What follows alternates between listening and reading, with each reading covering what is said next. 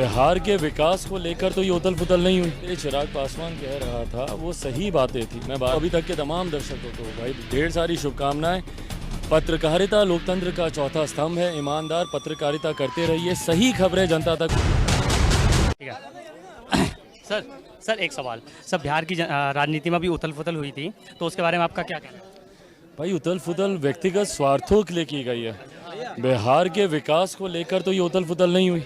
मुख्यमंत्री ने जो पाला बदला है फिर से, वो अपने व्यक्तिगत स्वार्थ के लिए, और ये स्वार्थ की राजनीति लंबे समय तक चलती नहीं है।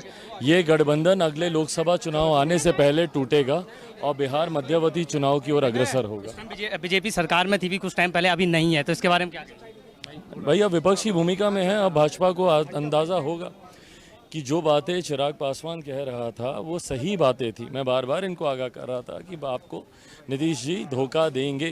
बिहार को इन्होंने धोखा दिया है। आज भाजपा भी वही बात कह रही है। सर गाजियाबाद में एलजीपी किस स्तर पर?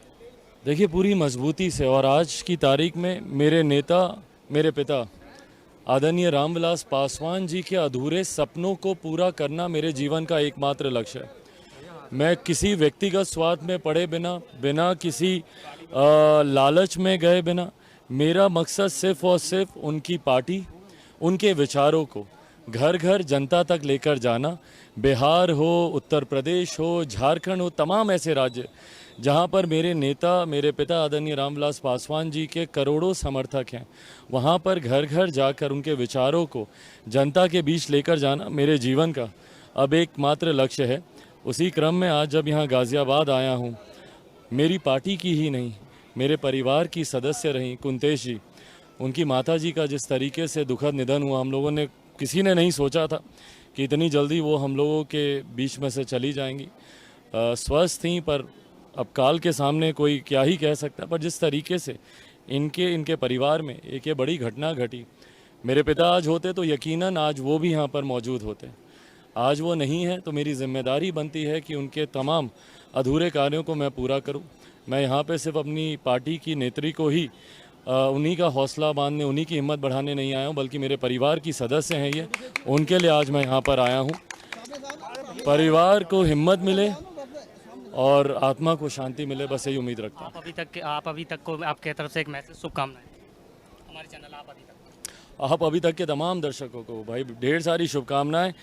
पत्रकारिता लोकतंत्र का चौथा स्तंभ है। ईमानदार पत्रकारिता करते रहिए, सही खबरें जनता तक पहुंचे, यही अपेक्षा है। अभी हमने बात की चिराग पासवान जी से, जिन्होंने बिहार की राजनीति को लेकर और गाजियाबाद में आने और आगे उनकी गाजियाबाद की, उनकी पार्टी के लोग, पार्टी किस प्रकार गाजियाबाद और उत्तर प्रदेश की राजनीति उतरने वाली है, उसके बारे में हमने बात की। हमारे साथ मौजूद हैं गाजियाबाद के प्रदेश सचिव एलजीपी की तरफ से, तो उनसे बात करें। सर गाजियाबाद की राजनीति को लेकर आपका क्या कहना है? एलपीजी किस स्तर पर है गाजियाबाद में? एलपीजी लोक जनशक्ति पार्टी माननीय रामविलास पासवान जी की पार्टी काफ़ी मजबूत है।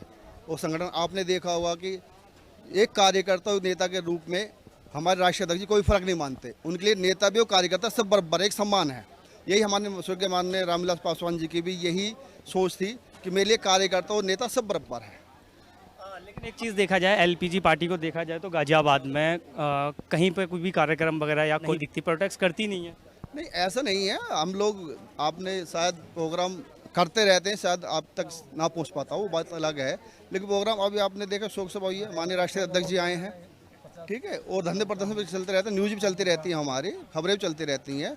और आज जो माननीय चिराग पासवान जी शोक सभा में आए, इससे यहाँ से आने से उत्तर प्रदेश की राजनीति में बहुत बड़ा फर्क पड़ेगा जी। तो ये इनका यहाँ पर आने का एक संदेश था, कार्यकर्ताओं में प्यार मोहब्बत का संदेश था, कार्यकर्ताओं में दुख सुख में जाना, और इनका पहली प्राथमिकता के आधार पर। तो हमारे साथ मौजूद थे प्रदेश सचिव एलजीपी से, जिनने कहना है कि चिराग पासवान जी का यहाँ पे आने का एक ही मकसद था, कार्यकर्ताओं के एक मैसेज देना कि हम यहाँ पर अभी हैं। आप देख रहे थे आप अभी तक, मैं अजीज शाख, धन्यवाद। देश और दुनिया की खबरों से अपडेट रहने के लिए आप अभी तक न्यूज़ चैनल को सब्सक्राइब करना ना भूलें, और साथ ही हर न्यूज़ का नोटिफिकेशन पाने के लिए बेल आइकन